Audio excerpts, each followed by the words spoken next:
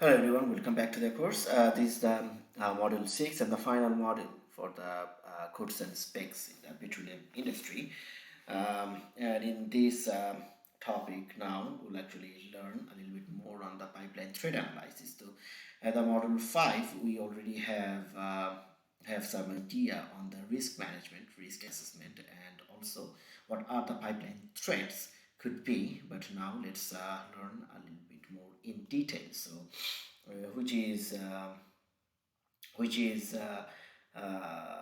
which would be very helpful for your project also. Okay, so hazard and threats. So threats that are something that lead to risk. Okay, so the future in oil and gas pipelines that can release and cause the damage. Okay, the low consequence in unpopulated area, but also in densely population centers.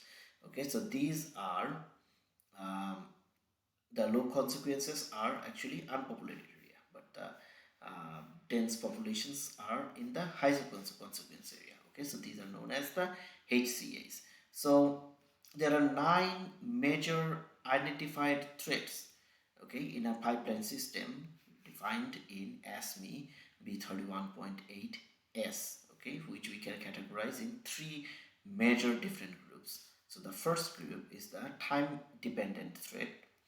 So these are the hazards. So threats are type of hazard, okay. So these are the hazards that may worsen over the period of time. Stable threats, so the hazards that present irrespective of the time of the service. And time independent threats, that means which occurs randomly. Okay, now what are the examples? For instance, the corrosion is a time dependent threat. Okay, so that means the external corrosion, internal corrosion, stress corrosion cracking. So these would be the time dependent threat. Okay, so what are the examples of the stable threats like third party damage or mechanical damage, incorrect operation, weather, and the geohazard? Okay, so these are the stable threats. Why? Because they don't uh, increase with the time or not the decrease, so it remain stable with the time. Okay, but sometimes to be honest with you, I mean sometimes over the time you'll find like these threats also could minimalize. For instance, the incorrect operation. Okay, now if you actually give proper education to the operators or even the technology, you actually give it to the more automation over the time with the technology, then actually these threats also become minimalized very in a stable way. Okay, so that, but otherwise in mostly it's the stable threat. Time independent threats, for instance manufacturing related flaws, welding and fabrication defects present in the equipment, these are actually the time independent threat. That means these happen so random we cannot even sometimes actually identify the hazards in there. So here are the threats and the different threats. So the total 13, 3, 4, 5. So if you actually check total 13 threads in here. So the external corrosion, internal corrosion, and stress corrosion cracking all together, we say corrosion. Okay, and the excavation damage, previous damage, vandalism, defective pipes, that means could be manufacturing or the construction defect, incorrect operation, lightning, that means the lightning, rainfalls, earth movements, these are like, I mean, more like environmental and geohazard. Okay, the truck or other equipment can hit the pipeline, or the damage to the water crossing, that means like the ferry or like the ship or the anchors that can hit the pipeline. Okay, so these are other different types of threats. So these are all the types of threats happen to the main body of the pipeline. Except for the main body, there are joints, pipe seams, wrinkle bands, valves, and many other components, but we just considered the main body pipelines. But if you also think about the joints of the main body pipeline, there are girth welds, flanges, couples, so there are different other types of threads actually. Okay. Now the external corrosion thread. So this is one of the example. of the external corrosion, how the external corrosion actually looks like. Okay, so the external corrosion on a pipeline could be the microbiologically induced corrosion.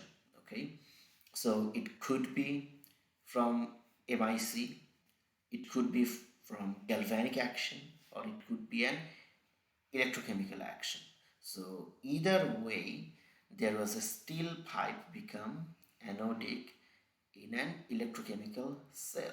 Okay, and the coating is one of the main external corrosion control technique. You can actually coat the pipeline so that they do not come contact to the touch with the soil, and so that it became the electrochemical cell.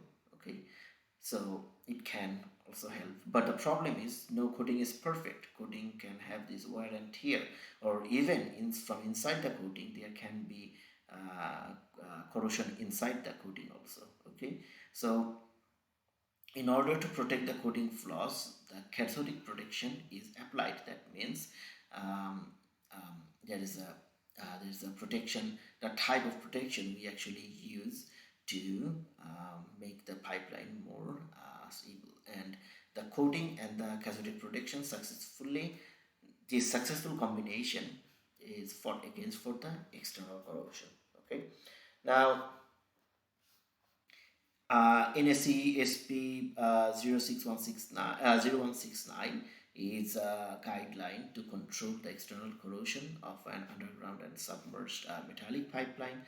So this is how the determination of corrosion rate, how it actually determine the corrosion rate, okay, and how we can actually calculate the damage factors. It's everything is given in detail. Also API RP 581, which is the risk-based inspection technology. Okay, so that's chapter 16, also has the external corrosion damage factor calculation. Okay, so this is an example of the external corrosion damage factor calculation. How would we do the calculation of the external corrosion? And when we know the damage factor of that external corrosion, then we can actually know what will be the extent of the corrosion actually happens. So these are the codes and standard that address the external corrosion. Okay, now what type of threats it can have, like I mean, what are the factors that influence the external corrosion? Okay, so the probability of the external corrosion threat can be assessed by the inspection tools and the methods like ILI, or like inline inspection, and ECDA. Okay, so or like the digging the pipeline.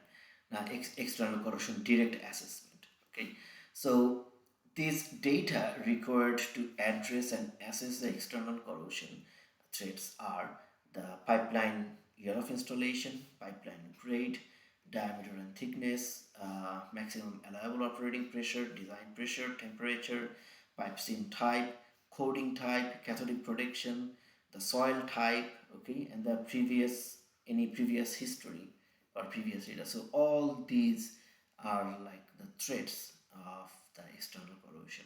Okay, so these are the factors that can actually be the problem with the external corrosion. Now, to control the external corrosion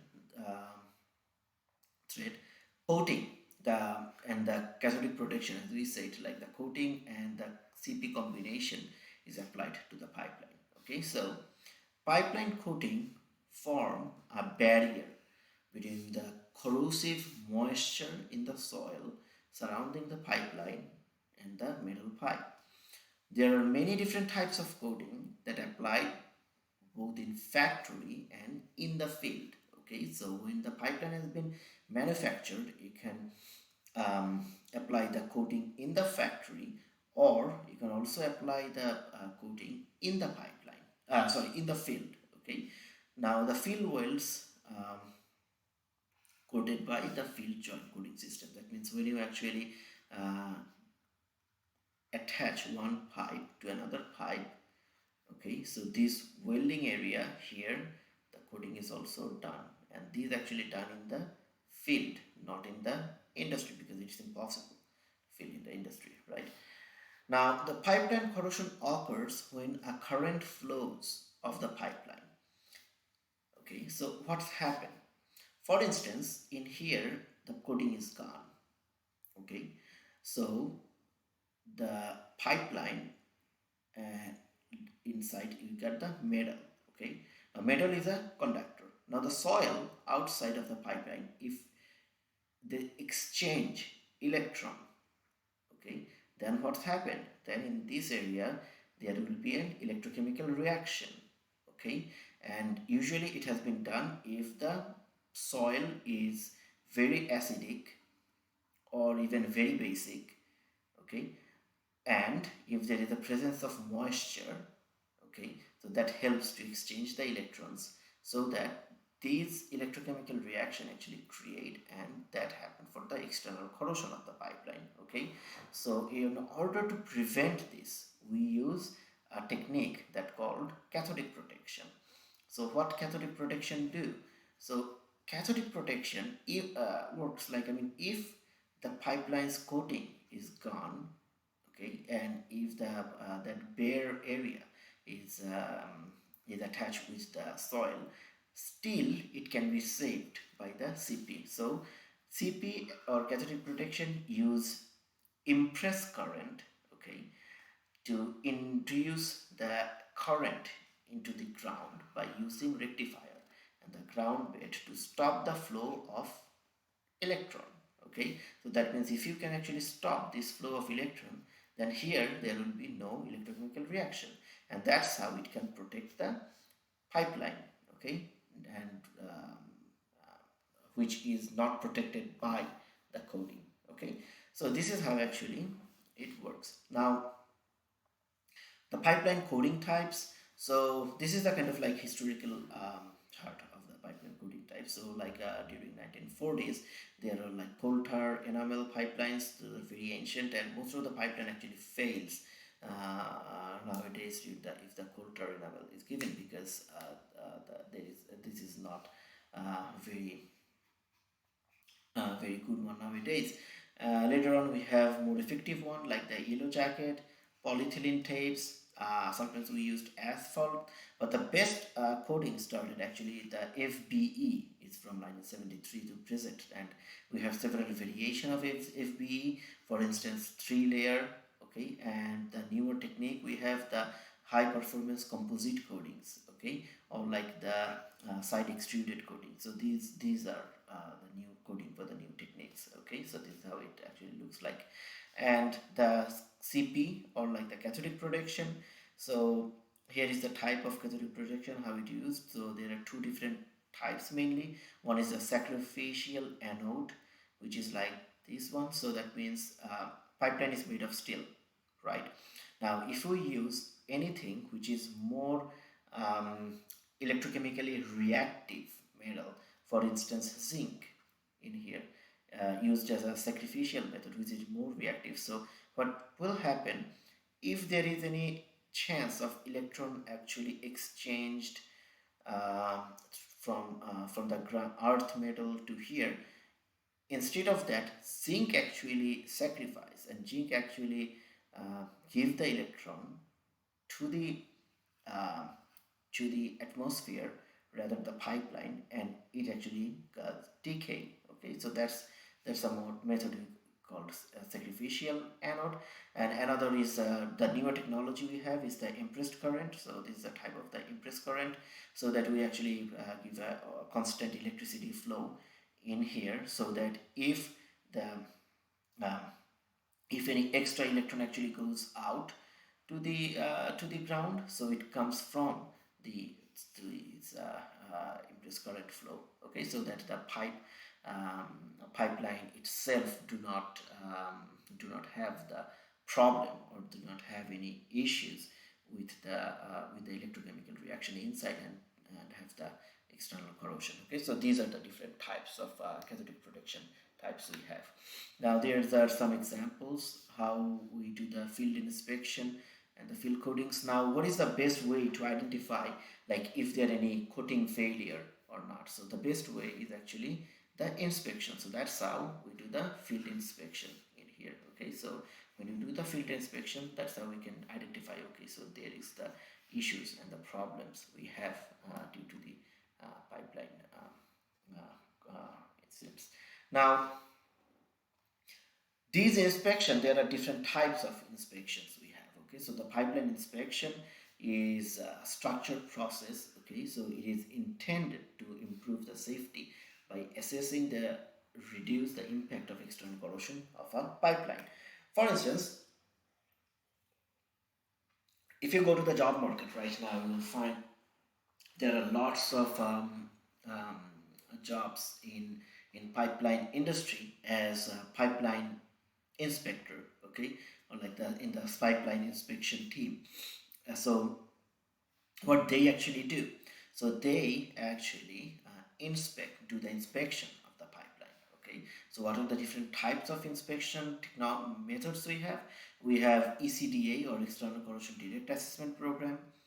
We have DCVG, or direct current voltage gradient inspection. We have CIP, or close interval potential. We have ILI, or the pigging method, and we have pressure testing. Pressure testing usually done right after the manufacturing of the pipeline, and sometimes we actually do that also. Now, in a regular interval.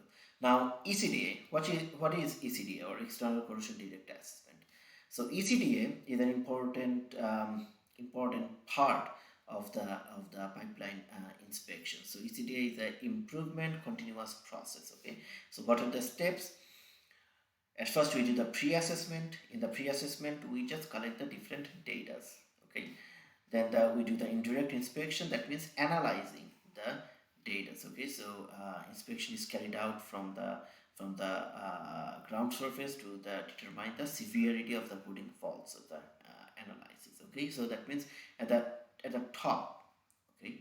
So from the top, we do the indirect inspection, and if we find any anomalies in there, okay, then we do the direct assessment. That means it includes the analysis of the data collected from the indirect inspection, and if that data analysis leads that there is a fault in the pipeline, or we have to check it visually, then we do the excavation. Okay, so this is a pipeline, for instance, and we dig the hole around it, so it looks like a bell curve, so that's why we call it bell hole. Okay, and the pipeline surface examination, we do the coating examinations just exactly like that. Okay, we excavated the pipeline and then we do the inspection. Okay, this is after excavation. You see the mud at the top, that means we actually excavated this area and then we analyze the pipeline. So this is the direct examination, that's what we do. Okay, and the surface corrosion evaluation to mitigate these anomalies, and then we do the follow-up. So at the direct examination, we said like, okay, so our indication was wrong, there is no external corrosion, or we had a small coating rip-off issue, so we fix that coating rip-off, everything is fine. Or we can see like, okay, so there is an external corrosion is actually started, but it's not that severe, so we can actually follow up after like 1 year later. Next year we'll dig it up again and we'll see what is the condition of that. And if we see that corrosion is severe, then we can recommend like, okay, now we have to replace the segment of the pipeline, so we stop the flow or bypass the flow, and then we just replace that segment of the pipeline so that we can avoid any kind of incident. Okay, so this is the process of the ECDA. So this is the NACE RP0502. It provides the standard recommendation and practice for the ECDA process. So this is the ECDA procedure is actually given in here. So all these explanation of these 4 different steps actually explained in here. Now, CIP, or we call it closed interval potential. Okay, so what is closed interval potential, or CIP? So the ISO standard, this one actually set the onshore pipeline for the CIP. Now it provides the detailed information on CP effectiveness and the coding standard. Okay, so this is a person and he has the GPS data, so but the pipeline actually gone through. Now through the pipeline, he the inspector, they actually go through and check if the pipeline got any issues with the coating interval, coating, we call it actually coating holidays. Okay, coating holidays. What is coating holiday? That means coating is off. Okay, coating is off. I know it's a sarcastic way to explain. So if the coating is gone, okay, if there is no coating in there, we call it coating holiday. Okay, so this is about the pipeline inspection system of the CIP. DCVG. What is DCVG? DCVG is another type of it's another type very similar to the CIP but more effective actually. So DCVG is known is called the direct current voltage gradient, okay, or the DCVG survey. So direct current is induced on a pipeline for the CP, right? And the ground voltage gradients are created due to the current flow through the resistive soil. Now, if the pipeline coating is good, then what? Then it will have a good resistance to the current. So that means, let me give an example. Here is the pipeline, okay?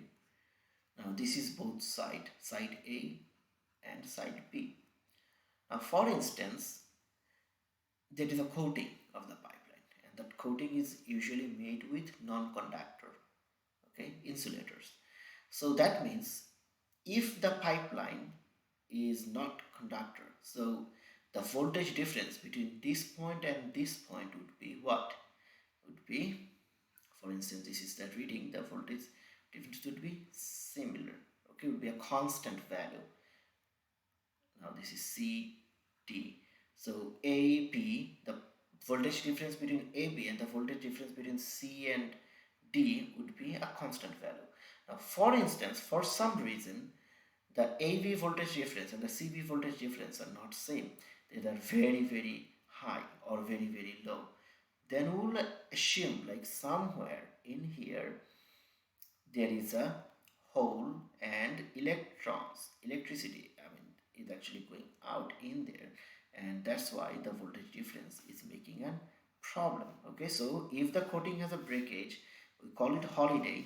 Okay, and then this location the resistance would be low and there will be a current flow, right, and the soil can be picked up this coating holiday location. So this is how we measure the coating holiday, anode and cathode, like that. Okay, so what it do is locate the coating defect, it detect the sizing of the coating defect, the coating monitoring, the CP level monitoring. It also gives the CP effectiveness also. Okay, if the CP or the impressed current cathodic protection is good, then you will not supposed to have this type of reading. Okay, so it actually gives us both the coating and also the CP if there is any issue with the coating and if there is any issue with the CP also. Okay, and prioritizing the repair and maintenance for the pipeline segment. Okay, so this is very important. Now these are the techniques how we can actually do the inspections. Now um, when you get the inspection data, okay, from that data what you can do, you can actually make a corrosion model. Now based on this corrosion model, what's happened, you can further use this corrosion model to do the inspection. How? Because as I said to you before, like I mean, for instance, in US alone, it got couple of millions of pipeline, millions of miles of pipeline. Okay, now for instance, one company it got, for instance, um, 500, 5,000 kilometer of pipeline. Okay, now this is fairly a small company. For instance, it got only 5,000 kilometer of pipeline. Now these 5,000 kilometer of pipeline, if they want to do this inspection each year, that would be really big trouble, big problem, right? So what they need to do, they need to rely on the modeling, the risk modeling, like the corrosion modeling, like that. Okay, and what corrosion modeling actually do, it get the data and all the things, and when we do the modeling, after that, this is the model, for instance. After that, this model actually give us some location of the pipeline that needs to do the inspection first. That means it can prioritize the inspection. So that means, except for doing like the whole 5,000 kilometer, you can actually pinpoint and identify, like, okay, you can actually check like 500 kilometer of the pipeline, and that would be okay for that. So that's how company can save a huge amount of money. Okay, so that's why this pipeline modeling, like the corrosion modeling or any kind of accident modeling or risk modeling, is very very important. Okay, so how we can do that? We can actually do that by calculating the corrosion rate. And how we can actually calculate the corrosion rate? So this is one of the formula, is given API, American Petroleum Institute, RP 581 2008. Okay, so in this formula you can check, like, CR, or the corrosion rate, is equals to CRP, the base corrosion rate. That means there is a corrosion rate, which is the base one. Okay, which is sort of like the average of all the corrosions actually we have. And then we have the soil resistivity factor. We have different types of factors: soil resistivity factor, the temperature factor, the cathodic protection factor, the coating effectiveness factor. So different types of factors we can actually calculate, and from there we can actually calculate one number, so which is the rate of corrosion. And from there we can actually calculate what would be the ultimate corrosion rate. Okay, so sorry. Okay, so the ultimate corrosion rate. So now how we can do that? So you can actually give the base corrosion rate, and after that there is a how we can calculate. For instance, um, just let's give an example. So I want to calculate a corrosion rate for somewhere in Texas, El Paso area, and I also want to check a corrosion rate in Sydney, Nova Scotia. Okay, so what will be the corrosion rate for these two? For instance, the base corrosion rate is same. It's 1 mpy, or 1 mils. Here is mpy, and the base corrosion rate for here is also, for instance, 1 mpy, or mils per year. So this m is mils, not millimeter. Mils is mil is equal to 1 by 1000. That means inch. Okay, 1000 to the power minus 3. So this is the rate of the corrosion, for instance. Now this is the waste corrosion, and if the pipeline is the if the pipeline is in sand, silt, or clay, in which area? For instance, in El Paso, it's sand. Okay, and it's dry like moisture. Okay, so the base corrosion rate would be 1. Okay, now what's about Sydney? It's mainly silt and variable moisture, or it's clay and normally saturated. It's actually normally saturated and clay, because if you actually see the shore area, it's more clay and normally saturated. So it would be, the base corrosion rate would be 10 mpy. So that means kind of like 10 times already. Okay, now let's think about the soil resistivity factor. So in case of El Paso, it's very dry. Okay, and the soil resistivity will be less than 5,000. So the multiplication factor, the resistivity would be very high. Okay, so it would be mildly corrosive. So the resistivity factor would be 0.83. That means 1 mpy times 0.83. But in case of Sydney, it would be very corrosive. Why? Because the soil would be more corrosive in here, because of the moisture, and also the pH of the so it is very high. So it would be 1.5 factored with that. Temperature. Now in case of Texas, the temperature is nearly like 49 to 100 degrees Celsius, for instance, or sorry, the temperature would be less than 49 degree, and in here also the temperature would be less than 49 degrees, so both would be multiplied by 1, so that means it should remain the same. Now CP, if the CP exists, if the CP do not exist, if the CP exists but not tested each year, if the CP exists and tested according to annually according to this one, and if the CP exists according to the NAC and there is a automated system installed in here. So for instance, in Texas one, the number 2 criteria, that means it will turn by 1, but for here Sydney there is no CP or cathodic protection, so it will be times 2 10. And now also let's talk about the coding. For instance, in Texas it got the fusion bonded epoxy would be times 1, the age would be more than 20 years, it will be multiplied to 1.1, and the maximum related temperature occasionally exceed yes or no.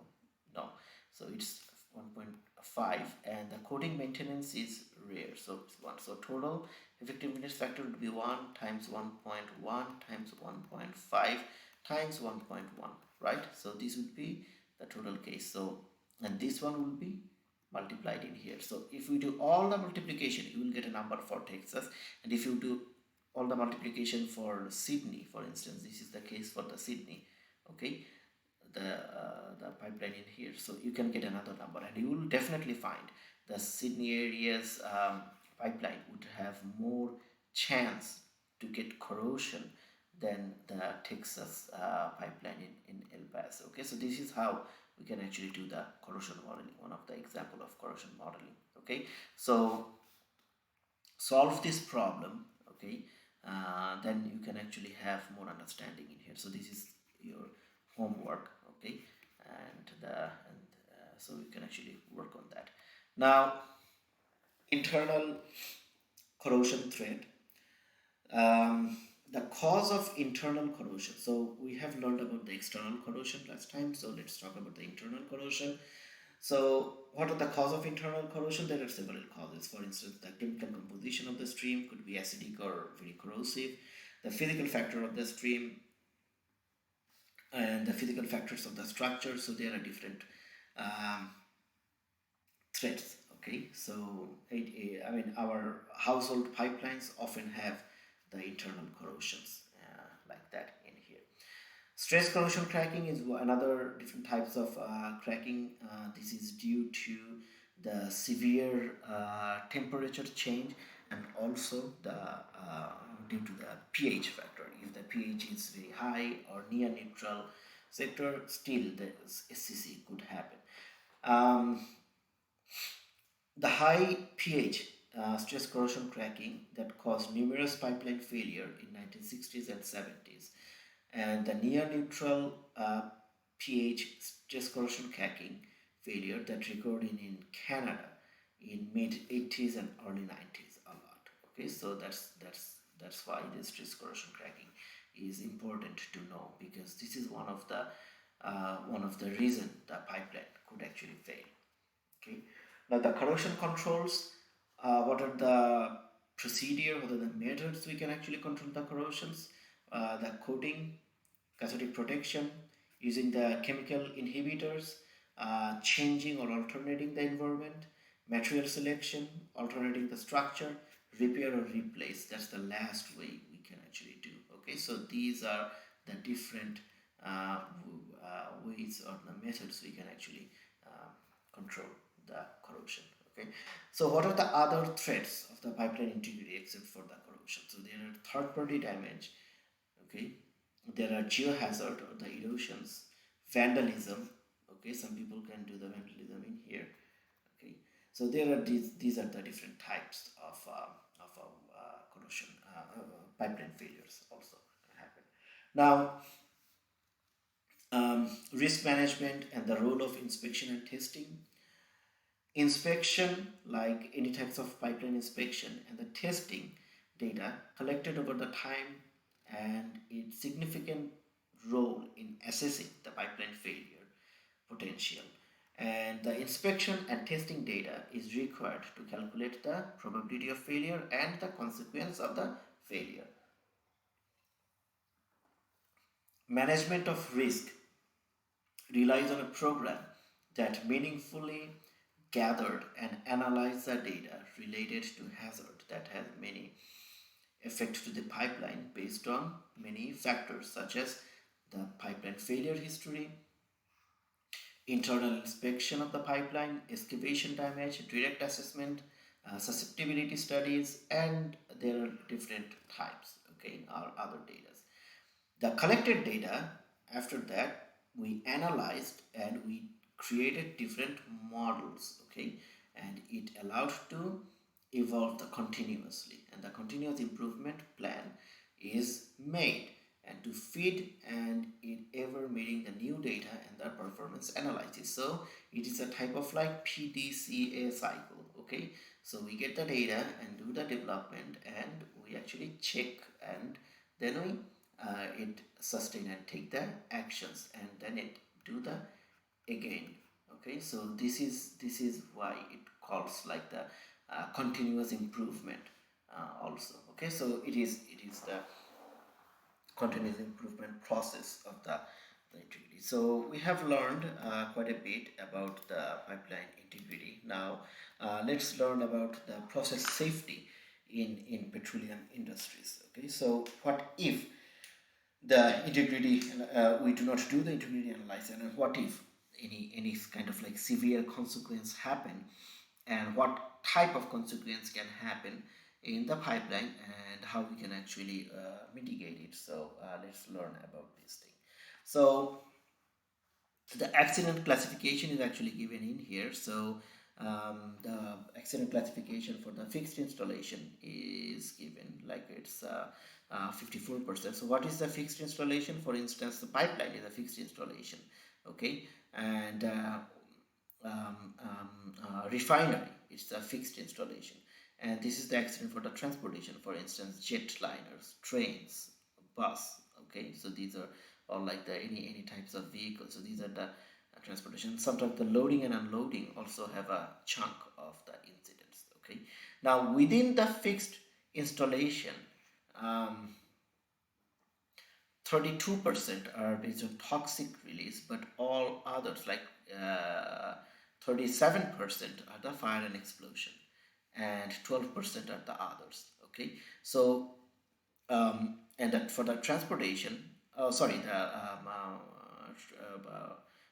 I was actually wrong. Like the transportation, the pipeline is also a part of the transportation. It's not the fixed installation. Fixed installation means the refinery and the installation that actually remain static, but in the pipeline actually the fluid actually moves. So that's why it's under the DOT or Department of Transportation, okay. So within the transportation data, the pipeline, it constitutes like 20% of the incident. So it's actually one of the incident that you can see that the railway, road, and others, they got 80% of the incident, but pipeline got 20% only. But the volume of the transportation is way more higher than combined all, okay. So that's why we say pipeline is always safe. But the problem is, if pipeline fails, then the consequence of the failure is more severe than that. So that's why we have to be more careful, okay. So what type of consequence we are actually talking about? So the consequence, the accidental consequence, could be the toxic release, fire, and explosion, okay. So this is the hazard, the initiating event, okay, and it have the intermediate propagating event and intermediate mitigating event, and from there we can actually get the accidental consequence. That's how the elements of a control of a process incident, okay. Now these can be a good matrix actually. From there we can learn what is the common type of chemical process incidents. For instance, fire. Now the chance of occurrence of fire is high, but the accident and fatality chance is a little bit lower. Why? Because if there is a fire incident happen, people can run and hide. Okay, but the chance of financial loss is moderate. It's high enough actually. Okay. Now, in case of explosion, the chance of occurrence is intermediate. It's not as high as fire, but it's still high enough. Incident incident chance is very high. I would say it's high.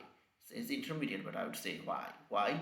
Because you don't know, in case of fire, you can just run and you can hide, but in case of explosion it just happened rapidly, so it's really hard to understand, like hard to predict. Okay, and the financial loss is severe. In case of toxic release, the chance is low, but the consequence is very high. One of the example is the Union Carbide industry incident in Bhopal, India. Okay, so what's happened? The toxic release occurred, and lots of people actually died in there, and the consequence was very severe. But the chance of occurrence is very low. Actually, nowadays it's become even lower, but still the consequence is very high. So this is one of the example that we see, like the fire got more frequent, the frequency is very high, but the consequence is lower than the toxic release or the explosion. Okay, the consequence of toxic release is very high because people actually died a lot from there. Now, process safety and the source and the release model. So what is the release model and what is the source? So the source model is a quantitatively defined the release scenario of a process system that through the eliminating the discharge rate and the total quantity of discharge, okay, and the discharge state. Now, and the release scenario may be the combination of rupture of the pipeline vessels, leaking of cascade, discharge of the reliefs, and discharge from the process vent, and many other events. For instance, in here you can see this is one type of release. Okay, so these are all the barriers. It's called the Swiss cheese model. Okay, so Swiss cheese model is like, I mean, inside the Swiss cheese there are bubbles. Okay, so this is, for instance, one of the barrier. We called it layer of protection, or LOPA. Okay, so this is one of the layer of protection. This is another layer of protection, another layer of protection. But if all the layer have the problems or the holes, in that case the loss will occur. Okay, so that's we called the uh, barrier, and that's exactly why it says the scenario may be a combination of ruptured vessels and leaks of the cascade. Okay, for instance, this leak is happening in here. We have these protections, you see, on the top of the pipeline we have different types of coatings and protections, but all the protection system failed, and that's why this leak is actually happening. Okay, so this is called the source of the release model. Now, what are the sources? For gas, in case of gas, the hole in the pipeline, valve, relief valves, and or like the combustion kit products comes from the fire. Liquid discharge, the storage tank or hole in the storage tank is one of the example. Okay, for the two-phase flow, the high pressure tank, the release from the high pressure tank. Okay, so these are the mechanisms actually showed the different types of the release model. Okay, yeah, we actually use um, different safety models for the release. Okay, for instance, this is the relief valves. Now these actually shows the different types of releases. What are the different types of releases? For instance, in a vessel, cracking can create a release, or even the relief valve. If the relief valve is not working properly, it could go out. There can be a hole, go out. There will be cracking in the pipeline. There will be a cracking in the valve. Okay, or even the pump is ruptured. Okay, so or there is a hole in the pipeline, or even the pipe joint or pipe connections. There is a problem. So these are different. These could be different problems, how the release can be happen. Now, Fire. Let's talk about the fire. And fire is one of the major scenario in the industry. So in case of a fire, you need three different components. Number one, fuel. Number two, oxygen or air. And number three, the ignition source. Without any of these, a fire cannot actually start. Okay, so if the fuel release and if there is an ignition source, for instance, the natural gas is releasing and the ignition source is natural gas, okay, that means the oxygen is in, the ignition source is in there, but there is no oxygen, so there will be no fire. The ignition source means spark, for instance, okay, or like I mean, there is the oxygen and there is the fuel, both are present, but there is no spark, there will be no fire. But when all these three combine, then there will be a fire incident. Okay, so important characteristics: auto ignition, flash point, fire point, flammability limit. Just read about these things, then you can actually understand about the whole process, how the fire incident can be happen. So what are the types of fire incident we are talking about? There are several different types of fire. For instance, pool fire, okay, flash fire, jet fire, and fireball. Pool fire is type of fire that actually, for instance, there is a tank, and from there the crude oil actually release, and it create a pool, and if there is a fire, it's called the pool fire. Okay, and there is the flash fire, there is a jet fire, there is the fireball. Different types of fire incident can happen. Now, for the fire type, the fire characteristics calculation, the geometric calculation, the radiation intensity, the V factor calculation, estimation of the transmittivity, estimation of incident and the radiation affected surface, estimation of thermal hazard. So these are all different factors we have to consider when we check what would be the vulnerability of a fire. That means what would be the damage of the fire. Okay, so these are the different portion of the fire we need to talk about. Let's talk about the explosion. Explosion is a rapid release of energy that causes the development of pressure and the shock wave. Okay, so the energy may be pressure energy or any type of chemical energy. Okay, so the important terms like the shock waves, blast wave, overpressure, deflagration, and the detonation. So just go through these the terminologies. Um, so what is the how we can actually calculate the overpressure, or what is the shock wave? For instance, this is the atmospheric pressure, okay, and all of a sudden at this point there is an explosion. So what happened, there will be a peak overpressure in here.